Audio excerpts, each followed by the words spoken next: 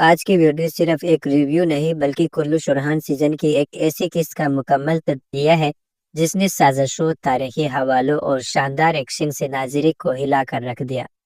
ہم بات کر رہے ہیں ایپیسوڈ نمبر 4 کی، جس کے کئی سیز نے سوشل میڈیا پر تہلکہ مچا دیا ہے۔ اس قسط کی ریٹنگ کیوں گری؟ کیا پروڈیوسر کی کنجوسی قصوروار ہے؟ اورحان کا ماسٹر پلان، انہوں نے کس طرح علاؤدین کے ساتھ مل کر تیمورتاش اور فلاوس کو زبردست چکما دیا؟ منگول کمانڈر نے آخر کار اپنا وحشی پن کیسے دکھایا؟ کارا خلیل کا راز، وہ گمشدہ بیٹا کون ہے؟ بازنطینی منگول یا کوئی اور؟ نئے جنگجو کی دھماکہ خیز انٹری، عبدالرحمن اور کانترالی نے بامسی کی یاد کیسے تازہ کی؟ یہ سب اور اس سے کہیں زیادہ دلچسپ تفصیلات آج کی ویڈیو میں آپ کو جاننے کو ملیں گی، تو وقت ضائع کیے بغیر آئیے چلتے ہیں آج کی ویڈیو کی طرف۔ ناظرین کرام، پچھلی قسطوں میں جو لوگ یہ سوچ رہے تھے کہ تیمورتاش ایک شریف اور غریب سا منگول ہے، تو اس قسم نے ان کے سارے وہم دور کر دی۔ دلی سرتغال کے نویان سے لے کر کلوش عثمان کے پوچھار تک ہر منگول کمانڈر کو تباہی مچاتے دکھایا گیا ہے۔ تیمورتاش بھی اب اسی قبیلے سے تعلق رکھتا ہے۔ اس نے یارسار قلعے پر حملہ کر کے معصوم لوگوں کو شہید کیا اور قائی قبیلے کو خون میں ڈبو دیا۔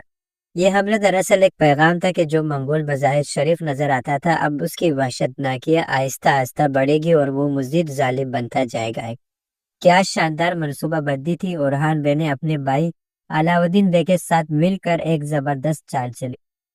اورحان نے فلاوس کو یہ تاثر دیا کہ وہ اپنے بھائی کے خلاف بغاوت کرے گا، جس کے لیے اس نے سب کے سامنے یہی ظاہر کیا۔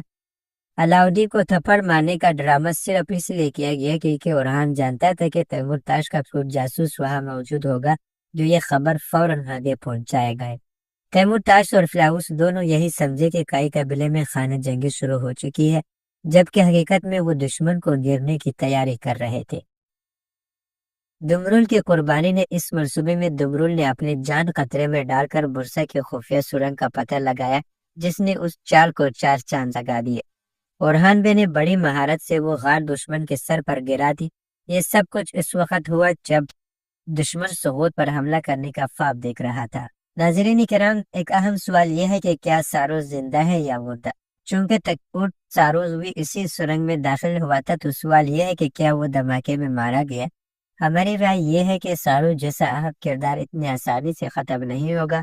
وہ یقیناً زخمی ہو جائے گا لیکن یہاں سے زندہ بچ جائے گا۔ یہاں ایک اور دلچسپ پہلو زیر بحث آیا۔ فلاوس نے سغوت کو حاصل کرنے کے لیے ایک بڑی چال چلی اور اسی دوران اس کی ملاقات فاطمہ خاتون سے ہوئی۔ جس طرح فلاوس فاطمہ پر مہربان ہو رہا ہے، ہمیں لگتا ہے کہ فاطمہ خاتون بھی جانے انجانے میں فلاوس کو دل دے بیٹھی ہے۔ وہ اس حقیقت کا اظہار نہیں کر رہی، لیکن دونوں کے درمیان ایک انوکھا ٹکراؤ اور رومانس نظر آ رہا ہے۔ آپ کا اس بارے میں کیا خیال ہے؟ کمنٹس میں ضرور بتائیے گا۔ ناظرین کرام، اس کا سب سے سنسنیخیز حصہ کارا خلیل کے بیٹے کا راز ہے۔ ڈرامے کے مطابق بہت عرصہ پہلے بازنطینیوں نے جنگل میں گات لگا کر کارا خلیل کی بیوی عائشہ کو شہید کر دیا، مگر بیٹے کو مارنے کے بجائے اغوا کر لیا۔ ان کا مقصد تھا کہ اسے بازنطینی بنا کر مسلمانوں کے خلاف استعمال کرے۔ ناظرین کرام، اغوا کرنے والے کون تھے؟ اگر بازنطینی تھے تو یقیناً تکپور ساروس دوسرے راز سے واقف ہوگا۔ اگر کوئی اور تھے تو یہ ہو سکتا ہے کہ بیس بدل کر منگول یا کسی کو کے دشمن نے بچی کو اغوا کیا ہو۔ ان کے لباس پر دکھایا گیا نشان بتاتا ہے کہ یہ کوئی عام دشمن نہیں ہے۔ یہ کہانی آنے والی قسطوں میں مزید سنسنی پیدا کرے گی اور یہ راز بہت بڑا اور لائے گا۔ عبدالرحمن اور کانترالی کی انٹری نے ڈرامے کی روٹین کو ایک دم سے بدل دیا۔ کانترالی کے آتے ہی تہلکہ مچا دیا۔ تلوار بازی اور تیر اندازی میں اس کی مہارت، وہ تلواروں کے ساتھ لڑنے کا جنون اور کھانے کا شوق۔ ناظرین، کانترالی نے واقعی میں دلی سرتغال کے واپسی کا یاد تازہ کر دیا۔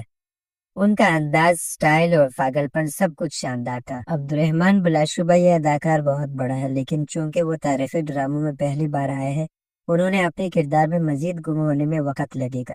ان کی کلاڑی اچھی ہے لیکن ابھی جنگٹ کا مقابلہ کرنا اتنا آسان نہیں۔ خلاصہ یہ کہ ان دونوں جنونی اور فنی قسم کے کرداروں کی انٹری نے ڈرامے میں بہت تحرک پیدا کیا ہے اور دلی سرتغال کی پرانی رونق دوبارہ دودھ آئی ہے۔ سب سے اہم سین آخر میں عثمان بے اور اورحان کے اختلافات ختم ہوئے اور اب تینوں باپ بیٹے ایک سخت میں کھڑے، لیکن اسی دوران ایک اور کہانی نے جنم لیا۔ سفید داڑھی والے اپنے مقصد کو آگے بڑھانے کے لیے ایک نئے ہیرے کی تلاش میں تھے اور یقیناً انہوں نے جان لیا کہ وہ کوئی اور نہیں بلکہ اورحان بے ہے۔ انہوں نے اورہان کو اپنے پاس بلا کر آزمایا کہ کیا وہ اپنے ابا و اجداد کی طرح ہے، کیا وہ اس عظیم مقصد کے لیے اپنی جان قربان کر سکتا ہے۔